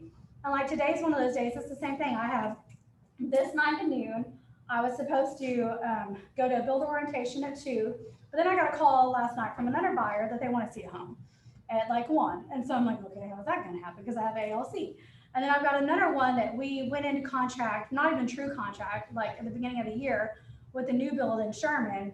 Well, it's been delayed and delayed and delayed. It hasn't even programmed. Like they don't have the neighborhood streets. And I would keep like touching base, like, are we going to get a true contract? Because it was just like an info sheet with like, you're going to buy this house. Here's the price. Well, now they've increased the prices. And he calls me yesterday. Hey, we have a builder appointment. They just told me now that we can sign the contract and go to the design center tomorrow at 3. And I'm thinking, how am I going to be at Sherman tomorrow at 3? Like, there's no way. So with him, he's younger. I called him, was like, dude, I know I can't. I've got all these I've already committed to. Can I just FaceTime you and try to be involved in it that way? And he's okay with it. But that's where it gets hard because you can't like working schedules. And what people don't realize is Dallas Fort Worth is a big metroplex. So you get these people that think it's so easy to drive across, you get traffic and then there's that one wreck on the bridge and you're like, I'm stuck. I'm sorry. And there's been moments like that I've given myself plenty of time to get to home. And then I've had to call, panic, and I'm like, guys, I don't think we're gonna have to reschedule this. And I'm stuck on the bridge. There's a wreck. There's no way for me to reverse. And so it is hard. But I'd say get a flashlight. I'd get snacks and bottled water. I always try to keep something in my car just because you're right. You get crazy and you never know. You just never know. I'm trying to think. And I got everybody like a fun little tape measure just so you can have. I usually have like my laser when I'm measuring homes, but that's fun because like last night, the clients that I was with, they have cars and that's their baby. Their car's their baby and they have a workbench. So they want to measure every single garage because same thing, we're entering those dimensions. The dimension the person like listed was like so small and they're like, gosh, that's smaller than our rent house. Well, the garage was like probably like 2 inches bigger on each side than what they put in there because they didn't measure it. They just threw a number in there, you know. So, but we had the tape measure, and so there's things that I just keep in my trunk. I personally, being a female, I bring different types of shoes because I've learned wedges. I love them and I love heels, but yeah, I'm short and it sucks. And I like looking a little taller because I really try to look taller. But the older I get, I'm just clumsier. Things happen. I keep extra shoes in my car. I keep a rain boot. I keep an umbrella. I mean, I keep boots because sometimes I go to the country and I don't like bugs and snakes. And I want to make sure my feet are protected. I have flip flops, so if that way I slip and fall. I mean, you just never can be too prepared. So my trunk is like I live in my trunk. But you need that because you just never know. Yeah, always have extra pins. I should have extra cards, but I'm awful at remembering to take my cards. I'll tell you that. Because they do like you to try to like leave a card that you're at the house, they knew you were at the house. I mean, it's good to do that, but I'll be the first to admit sometimes I forget to like leave a card. Because I mean, and when I'm there and I show, you know, it's like sometimes they tell you to leave the lights on. So then they're like, well, were they really even here? You know, it's the whole like, do I need to leave lights on? Do I need to make sure I lock? I mean, and that's the thing is like, make sure you lock up. I mean, I've had so many sellers where they'll call me, so left my back door open and my cat got out. Or so like something happened. It's like, you hear that stuff a lot and I'm like, I'm so sorry. And then you're trying to do damage control. Or it's like, but nowadays, like with the Ring doorbells, it's, you know, it's the same thing. I always tell my clients too, you tell your buyers to keep their mouth shut. Okay. I'm just honest. Like they say permission to record, but you never know when you're really being recorded. And so I've had it to where like, I've had sellers that I'm like, you cannot hold it against people, but they've heard them say stuff about the house that bothers them that they're like, I don't want their offer. They said this outside the Ring doorbell. Because they're going to sit there and listen. They're nosy. That's what they do. I mean, come on. They're, you know, and I had one that was like this mom who was offended because I guess they said something in like they were, I guess, upstairs and they were doing something and they said something about, oh, I bet she's just one of those stay-at-home moms. And she was offended, like really offended. Like, I mean, because she's like, yeah, I've got a degree, but I choose to stay at home, you know, and she like, it really bothered her, but I couldn't tell and be like, hey, we were snooping in. I mean, we have permission to record, but I want to be like, we were snooping in on you, like, you know, but she was really like worked up about it. I was like, I can't believe those people, da, da, da, da. I don't want them to get my house. And it was like during the auction period. And I was like, oh, great. This is going to be fun negotiating repairs. So what do you usually do whenever you have a client that wants to talk about the house or that maybe wants to put an offer in? Do you tell them to wait and like comments once you're at the car or like? I try to go to like the curb at least or farther, yeah. Because Okay. I mean, they are like everyone's got Ring doorbells. They have everything's there. So I make sure that even though I'm like, I try to like compliment the house when I'm at the door opening it and try to keep it positive. And I'll be like, oh my gosh, I love this door. Oh yeah, it's such a beautiful day. I try to like, because I know they're listening to me too. And I'm like, okay, I don't want them to be like, that realtor is a total beast. She's got RBF face or something. So I'm trying to be like nice while I'm like open the door. And I'm like, okay, even though I'm like, this door's awful. What are they doing? You can't open it. So it's, yeah, you always tell, and I usually try to tell my clients ahead of time, like, hey, like, let's talk about it. Because they'll get excited when I start talking about, what do you think we should offer? My clients did it last night. We're right from the Ring doorbell and we're leaving. Like, well, what do you think? I mean, they've already dropped it once and I'm like slowly walking with them out to the street because I'm like, guys, like, let's go talk at the car. We can talk outside, but not, you know, because you don't want to insult the seller and then you don't want them to like get all off their hopes up and think you're coming in crazy. It's hard. Yeah. I mean, but I even had one buyer one time like ring the doorbell and like leave a message for people. And I didn't know. I was like, guys.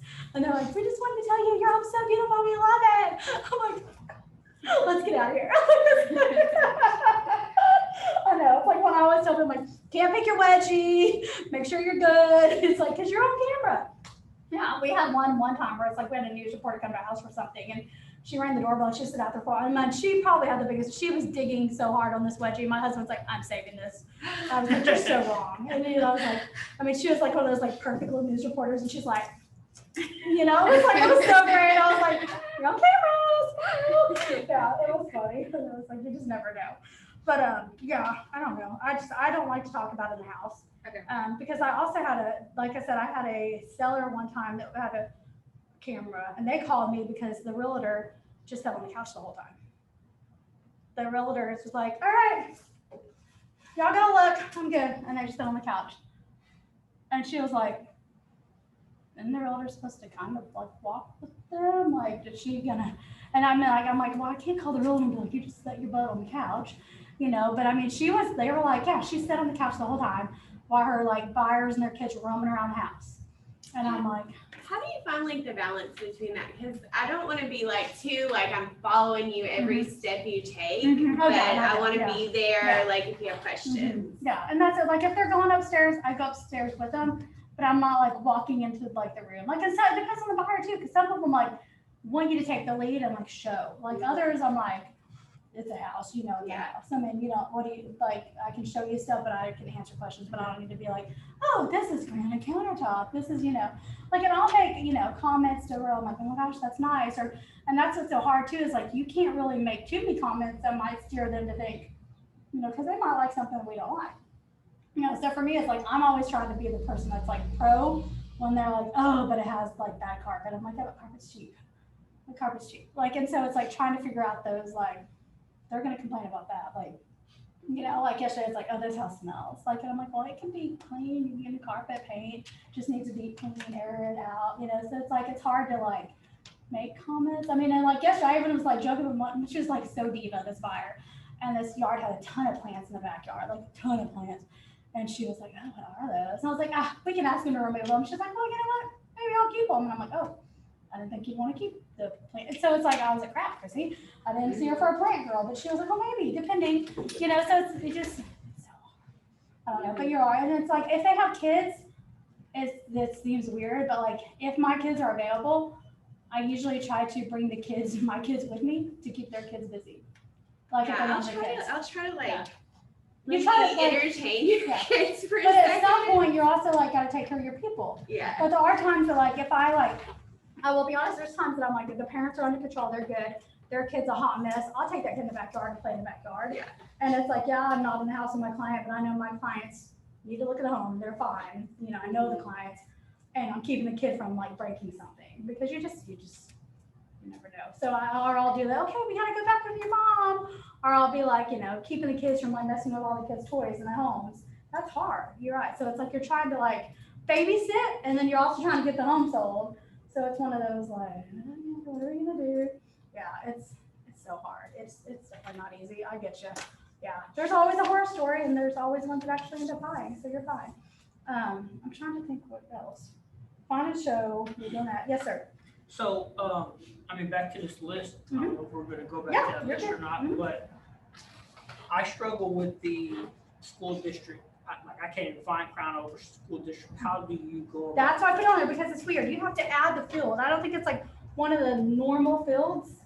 Like, so, because it's really the school. We just want Crown Over School. Well, So, like it says school district here. yeah, but that's the district, right? Because we were like, we know it's Denton High School, but we want Crown Over School. So if you go, where's not on the list? Go down. You go all the way down. Add a field. And then there's all those other fields. So when you have people that want certain weird criteria, so, and I'm thinking they go by middle school here. Like they'll put junior and intermediate, but I think our School MLS is district middle. Nope, or- you're gonna wanna just maybe look for middle school. Maybe just like, cause there'll be elementary school, middle school, so that's it. Like if someone just wants to start in elementary school, Middle school name. yep, yep, so do that, and then just double click that. Cause then I honestly have all those on my MLS just because I help a lot of families, so I went ahead and put like elementary school, middle school, and high school, cause we're Texas football guys, people want to start in high school, so they'll come in and be like, I gotta play at this school, so, and here's the deal, yeah, it's Crown Over, but it's also RCMS, so what I usually do is I do the little asterisk, little star, the name, and this, that, just to make sure it shows up. But, and then it should be, look, Yeah, well, it just took. so you don't even, yeah. It just took everything out now. Okay, so just do Crown Over with the asterisk, because that's it, it's so, like, it's so particular that it's like. Go back and try to put it like in front of both, put it like, What- yeah, put the little star in front of Crown Over and after Crown Over. Like the little, and see if it does something then. What is that, what is that little star do? It searches like anything with like Crown or Crown with like anything like nothing. Still, Crown Over one word or is it two words? I mean, you got it, one word, but- Take the stars out and just do Crown Over in this got a pool, it's got, maybe there's nothing available. Was there somebody available earlier? Just See what take- it does. No HOA, 2,000 or newer, 500K. Okay, put HOA then, put mandatory, because I bet that neighborhood has a lot. Yep, there you go, that's it. It's so that Crown is a high HOA neighborhood. It's like River Ridge, not River Oaks, but it's got Oakmont, it's got, yeah, so that's what it is. So let me ask you this, because I'm sure you know and I don't. If somebody's moving here, let's just say from California, since that's the new thing, right? Yep. And they say, I want high-rated school districts. Get it every day. What does that mean? I mean, how are we gonna, When you can't steer them what school. I mean, you can't, that's what it, so Yeah, that's what people do their own research, and it's so hard, because I'm a Denton girl. I grew up in Denton. I love Denton for what it represents. And then you get these people that are like, I'm like, you can't get to make math. I mean, that's next to the projects. I'm like, dude, you have to see the projects. Because I lived in those apartments, and those aren't like, and it's hard. I know, I get it. I'm like, but I'm like, you don't know projects. And it is hard, because you do get that. And you're the realtor, and then you have to be like, no, I mean, that's like, it's a good school. And I try to say like, and I tell people, you can't just go based off a number, because it's like any calculation system. I'm like, the best thing to do is talk to people like in the district or area. I mean, it's like, you know, for me, we chose to move back over to the zone that's not ranked, because I personally wanted my kids to be in a normal, diverse school. And I didn't want them in a certain zone where every little kid was like hooked on hardcore drugs and they all looked like a Barbie doll, and it was normal to have a brand new car when you turn 16. I want them to see the real world and be able to experience and have like acceptance of everyone. So we moved for that reason. You know, we moved schools. And so for me, it's hard being a realtor, because I get people every day, and that's hard, because some of my best friends, like that I went to school with and grew up with, are now in this like little like, I can't go to that school. And I'm like, good luck. Your kid's going to be on freaking crack here in a little bit. Like, I'm sorry, you're going to be hooked on something. So it is hard. They all do their research. They all come from out of state, and the normal is they want Flower Mound. Okay, my nephews go to Flower Mound. They're not that good, I'm going to tell you that. But I can't tell them that. They want Flower Mound, they want Prosper, they want Frisco schools, and then they want Geyer, Lantana. I mean, it's just kind of like the desire, that's what I get. And for but where do me, they get that information? I mean, how? they can- do their grade schools what they like look on their websites.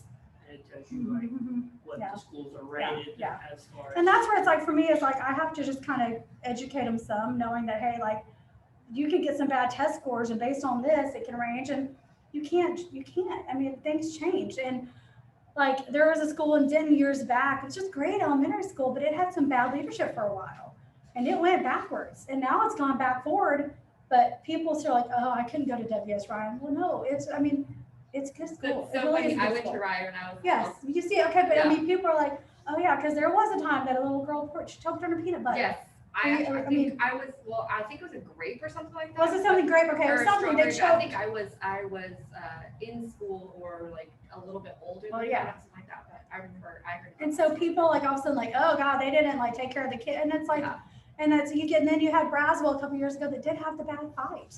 And it went viral, and people recorded it, and they're like, oh, my kids can't go. And I'm like, here's the deal, fights I happen. used to have fights. Fights all the happen all the time. time. They happen all the time. I saw a fight. It's high school. I mean, I'm sorry, it's gonna happen, but because that one went viral, then it's like, oh, they're completely out of control. Then I'm like, we live in an area where everyone, I'm like, it's their kids, their high school. I mean, it's so hard, because like it is, like I always tell, like that one bad review can change your business. It's same thing with schools. So a lot of people, and sometimes you gotta let them learn. And that's what's so hard, is like, I'm telling you, one of my best friends, she moved in a school that she had to have. Well, now she's like, I don't know. I'm like, sorry, you're stuck there right now for a couple of years, or you're gonna have to pay capital gains. I'm sorry. And then, so it's one of those like, you know, they think they know what they want, and then they get it, and it's not always perfect. And I'm part of me, and I always just tell people too, I'm like, they ask, I'm like, hey, like you're a good parent. You can be, I mean, for me, it's also a parenting thing. I'm like, my kids know right and wrong, and that's like my job to teach them. So it's not the school's job to teach them, it's my job to teach them that. So it is hard. I mean, but you do get people that come here for sports, and then so if they ask me about sports, I'll be honest with them. I'm like, yeah, like Ryan High is powerhouse, like Geyer's great. I mean, Geyer's got me coaches, but they're great. But I also tell them at those schools, like, your kids got to be like the top of to play. I mean, so if your kid wants to just play football and have fun in the sport or play something, these other schools they might not win every game, but they're going to get to play on the field. And that's how I see it. I mean, it's like, my son's so zoned, Geyer. And I mean, he's at Crownover, and honestly, like, he's going to be at Denton High his freshman year. And it's like, we've set the expectation over and over again. I'm like, you're going to be a Bronco. Like, but I'm trying to tell him, I'm like, dude, you're going to get to play. You might not win a playoff, you might not get a ring, but you're going to learn from being on the team, and you're going to get the experience of playing. So it is hard. It's so hard because so many people are school driven. And this year, especially, because I feel like what's happened is like last year, COVID. So everyone moved all year. Think about that. Everyone was moving all year. This year, it's like school's starting. It's go time. Like, I'm stressing out. I've never been so excited to check my dang mail, look for a utility bill, because I've got to enter my utility bill for the proof of address. And I'm like, oh, come on, I got to get the kids to school. And so I do feel like what's going to happen is there'll be somewhat of a slow down, as last year everyone was virtual, so they moved all year and really didn't have to like be set in an address. So it should be good, because we'll be like, tell your buyers to be patient is what I'm saying, because it's going to be okay. I promise you it's going to be okay. They'll still be priced a little high, but I think you're going to be able to negotiate 3 offers as opposed to freaking 57, like you said.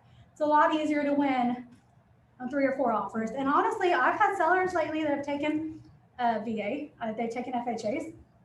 I had a buyer that I got into contract last week, multiple offers. We're contingent in an FHA buyer.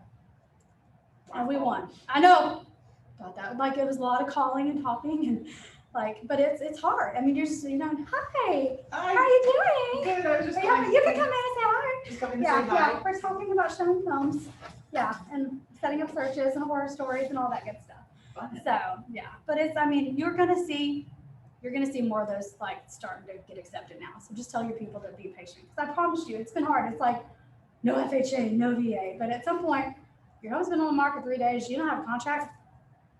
Do you want this buyer? Because I mean, and that's what stinks is, I think a lot of it's our jobs too, as a seller's agent, to tell our people like, it's okay. Yeah, they're going to have some pickier rules, but I mean, they're not too crazy. I mean, it's normal stuff. And so and sometimes those cash buyers can be just as picky, if not pickier, than a person that just like is like so emotionally attached to that house that they're going to figure out a way to make it work. I mean, and honestly too, it depends on the banks. And that's why I tell people, it's like, yeah, you can have a VA buyer at this bank, but a VA buyer at this bank, and I know that bank, and they're good. But I know this bank, and from my experience in the past, oh dear goodness, you better, like, we probably don't want to deal with that one. So, it's been hard. Do Yes, you recommend on an offer to compete against cash buyers? I personally tell my sellers that sometimes financing, I mean, it's all money at some point. It is, and it depends. And what I've seen in this market, some of these cash buyers, yeah, some go extreme, but some still want a deal. And they think they're all that because of cash. Well, some of them are the loans that aren't even cash. They're like, I had one the other day. It was one of those like, we buy your home, the Orchid, and we're coming through as cash. Well, it's just like anybody else. It's really like it was a loan type of thing, So it's, I mean, for me, I do ask for proof of funds before I even submit that offer to my people, because I've also had people say, hey, we're doing cash, and then they do the bait and switch, and they try to like switch it after I'm like, nope, we say cash. And I've had people do that from conventional to FHA. And I'm like, whoa, wait, nope, we accept a conventional offer. Don't go changing it now. Like, don't do that. So, I mean, I think for me, I tell people cash, you can close quick, but then some conventional lenders can close quick. So, I mean, I've had others back in the days that could close in 10 days or less. And then, and some people just want the cash, like, let's get it sold as is and just be done. They don't want to deal with the, emotions of having to do inspections and stuff. And I get that, but it's sometimes too, like if you've got an offer, I mean, that's it. It's like, I'll have offers that are conventional that are stronger than cash. And that's what I tell them. I'm like, yeah, this can close quicker, but they're willing to pay $20,000 more with an appraisal guarantee. They love, and that's the thing is sometimes I always tell people, sometimes that first offer, it's probably the best offer. I mean, I've had people that get greedy that have been like, no, I'll wait. And it comes back to get them. I had one the weekend in May that it rained a lot. I think there was like a weekend that like poured down rain, like ridiculous rain. We got an offer first down the market. It was list price. They were paying title costs. I mean, it was like normal, but still strong. And my clients are like, yeah, we'll wait. Let's go through the weekend. You know, if we can get higher, let's get. Okay, well, guess what? It rained all weekend. And then come Sunday, they're like, yeah, let's wait a little bit more. And then Monday, the buyer's like, you know what? No, we're gonna go find something else. And they terminated. And then the house sat on the market for a week. We finally got another offer and it was list, but that house I told you about that didn't close on time the 3rd and now is flooded that we're gonna go to in a little bit, that's that house. Listed in May. It should have been sold by now. But it's like karma. I hate to tell people that sometimes, but I'm like, it comes back to bite you. Like when you start getting so greedy, like, you know, I had a guy years ago that was in the car business and it was like, we got multiple offers on his home. We got to negotiate repairs. He was such a jerk during the negotiations. And the buyers loved the home. Like they were a local family, owned a dry cleaner. They were so put off by the way like negotiations went. They're like, we don't even want this home anymore. Like it's bad juju. Same thing happened to him. It took 2 more weeks before we got an offer and then it was lower. And I'm like, do you want to stay home? Because I mean, it's, you know, so it's hard. And I think, you know, but he's one of those jerks too that actually called after we closed and had them like nerd ask me if I can give him a kickback. I'm like, what? Yeah, aren't you gonna buy us a fridge? I'm like, what? Did I miss that part? Because I can't give you kickbacks. It was bad. I got Rebecca involved. And so it's like, yeah. And then it's funny, like my husband was mad that he was calling me so much, being so mean. And my husband called his work. And then my husband got in trouble for calling his work. I was like, you don't mess with them loose. Yeah. I know. I was like, John, you can't do that. He was like, well, I just wanted them to know at Toyota Rockwall what their person does and how awful. And I'm like, oh dear goodness, John. Yeah. So it's fun. I know it's good. Yeah. Okay. So y'all want to go look at a house just to go get up and like move and open a door and walk and y'all can see the water damage?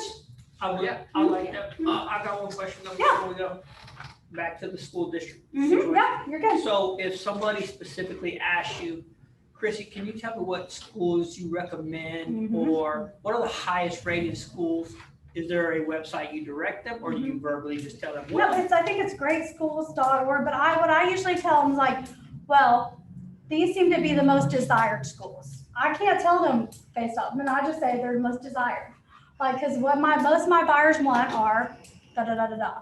And I mean, here's the deal, the same thing when I go to list, I know what homes are gonna sell fast and what neighborhoods they do because people want the schools.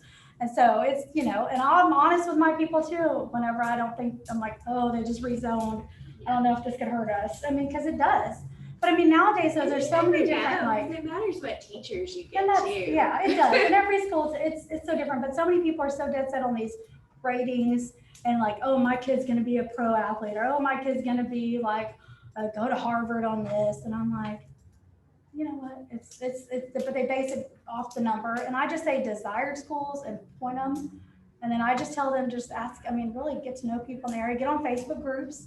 I mean, I'm getting moms and half the time that's what people are asking for. But then you get the one person that wants to rant about the school. And it's really something, it's like, you can't look at reviews online either. Because I know one of my neighbors complained about Hawk Elementary, but her boy was a freaking terror. He was a little hellion.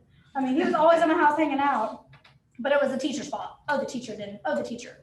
And I'm like, which is funny because then she pulled her kids and went to a classical academy.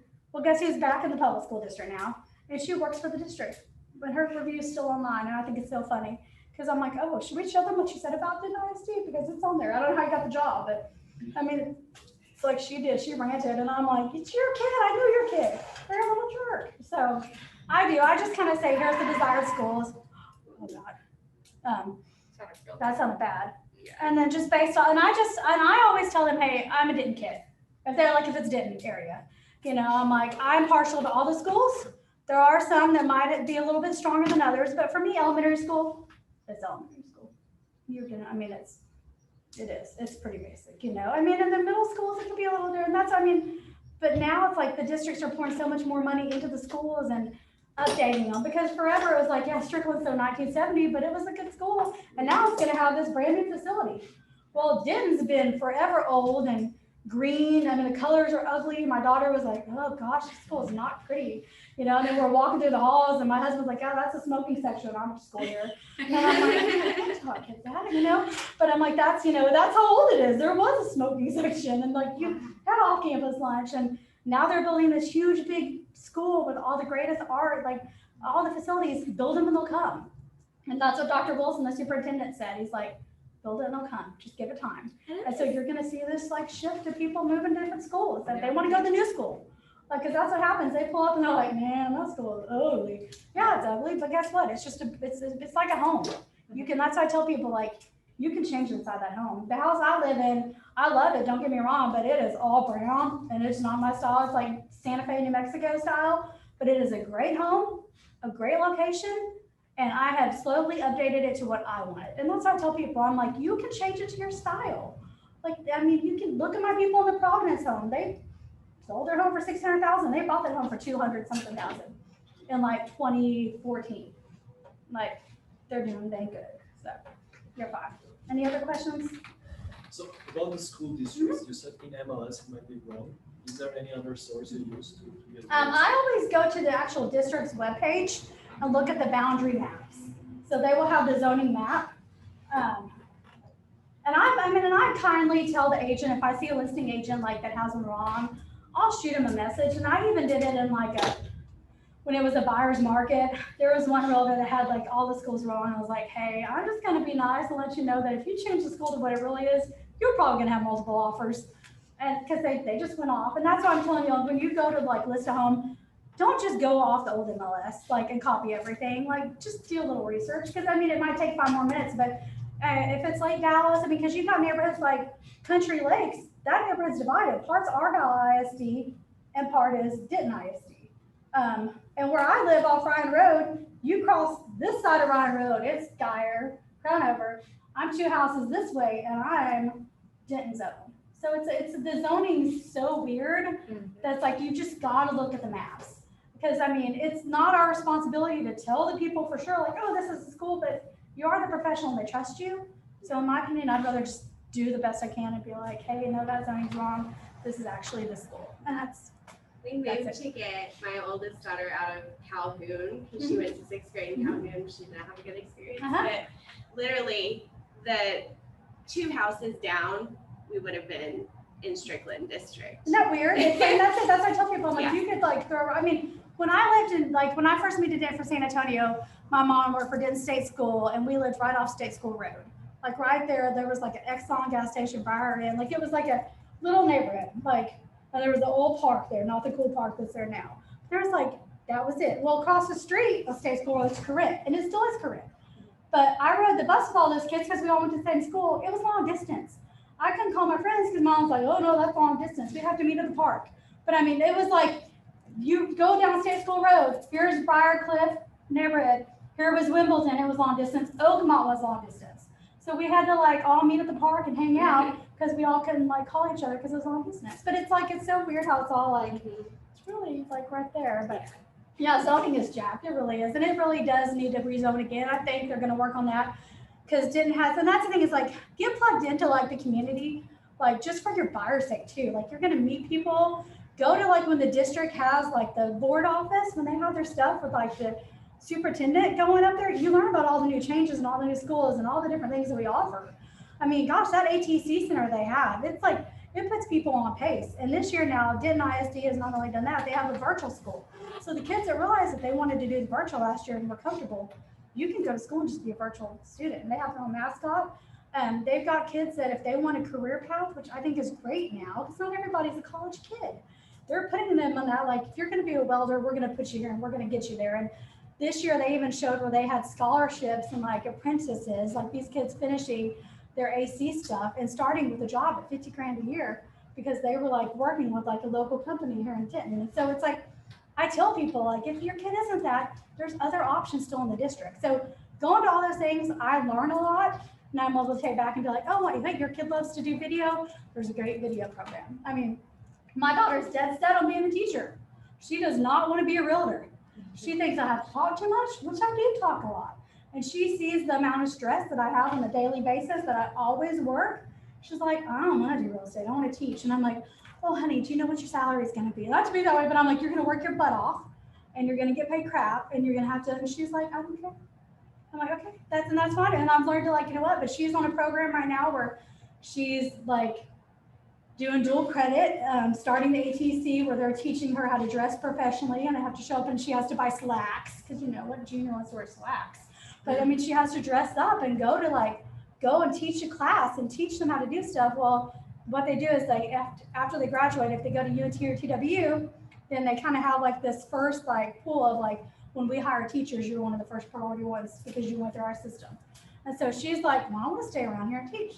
I want to be a kindergarten teacher. And so I'm like, but look at all these great college campuses. And she's like, no, Mom, I get part of my tuition paid for if I do this. And I'm doing it. I'm going to walk. I'm like, okay, she's smarter than I was. Because at that age, I was like, I just want to go to the club. We're going to dance. Like, I'm like, who wanted to, I don't want to go to school. I was like the girl that walked in, hung over. And I mean, come on. I was not the college kid. Yeah, it's like, that was my time to go fly and have fun. So, yeah. But now it's like, I feel like there's so many districts, even Northwest, I'll go to that one. I try to get as much as I can about the Metroplex and even the small towns. I mean, you've got Crumb, you have Sanger, you have Ponder.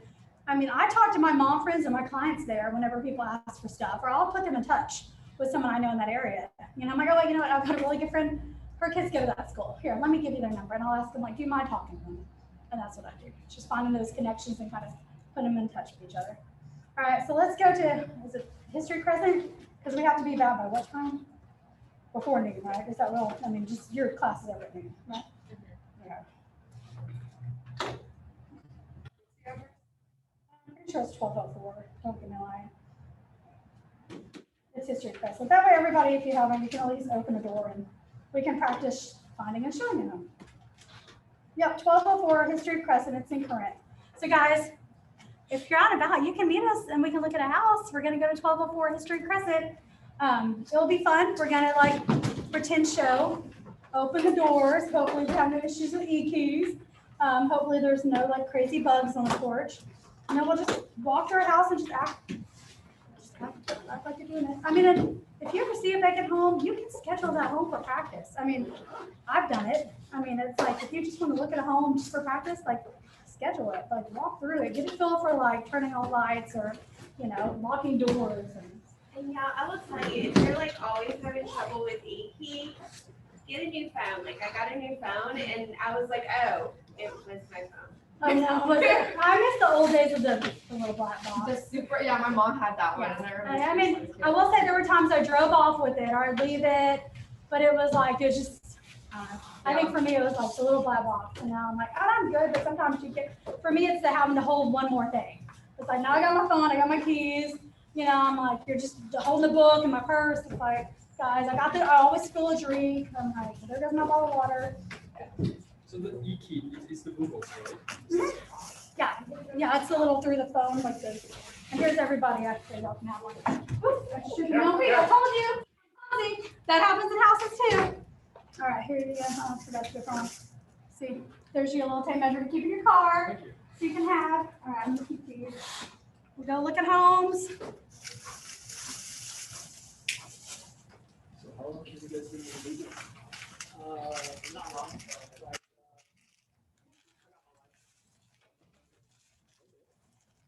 I'm loving all your mom's pictures, by the way. Oh, Oh really? my gosh, yes. She's in Portugal right now. Ugh, they're living the I'm dream. jealous. Oh my gosh. I'm jealous too. Yeah, I'm so happy for her. Like, they're rocking it. Yeah, they're gonna be there until I think February, March or February next year, and then I think they're planning on moving to Cancun for like. I hope y'all have fun. And then they're gonna come back after that and build a house here in Texas. So they will be happy. Yeah. Cause I was like, say hello. They wanted to take me one more year, they were never. I just watched a little bit of drink.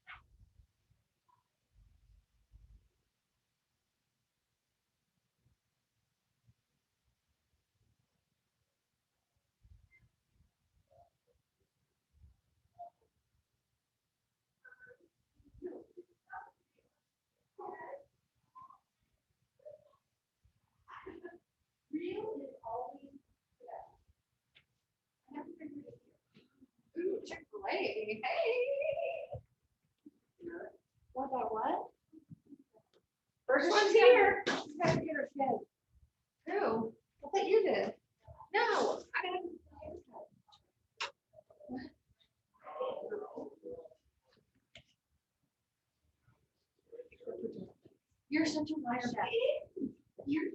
Oh, it's Chick-fil-A. Oh my gosh. Hi, how are you? I'm afraid that step up, so y'all can grab lunch. I'm Greta. Nice to meet you. I'm Elizabeth. Nice to meet you. Are you gonna say something? Oh, I'm so sorry. Nice to meet you. Sorry, that sounded really southern and rude. Like, I can say something, girl. That sounded really mom-like. I know it did. I'm so sorry. I don't know where that came from. It just like came out of me. It really did. It did come out of me. That is actually what I told my girl. I'm like, I can say hi, please. Do you ever look at yourself and you find yourself saying these things and you turn around to expect that your mother is standing right? No, my there? mom wasn't like that. My mom wasn't even like that, but my mom. Your mom snatches her shoe and you're like, I need to flip flops. Oh my God, they're beautiful. Yes, for sure. I need gum because I have stinky breath. Oh, here we go. Well, now what you need is one of Yeah. these lovely chicken salad Oh, yeah. from Chick-fil-A or looking good what else is in the I was box. like chicken nuggets maybe. Nope. let's Not keep that I looking. don't need it. Do you need that? We can mark the box. I'm about to have a punch So we out. have sandwiches. Because you're comfortable to it. I was thinking, what kind of haircut are you really good? You're just gonna get it from the bowl cut. Ooh. I always say I'm a good haircut, and I go in there, and she's like, do you really want it cut? Hold on, is it- no, I just Sure. sure.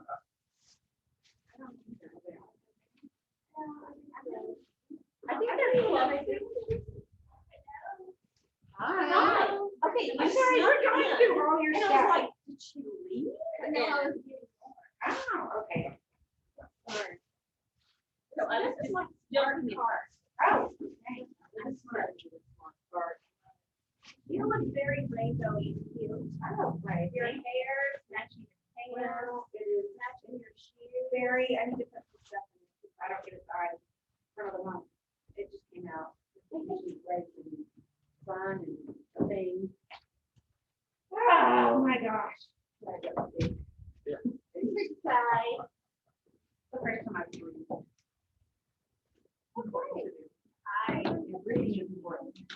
I don't know. I usually they come back to their fancy bags. Oh, did they deliver it? No, I brought it.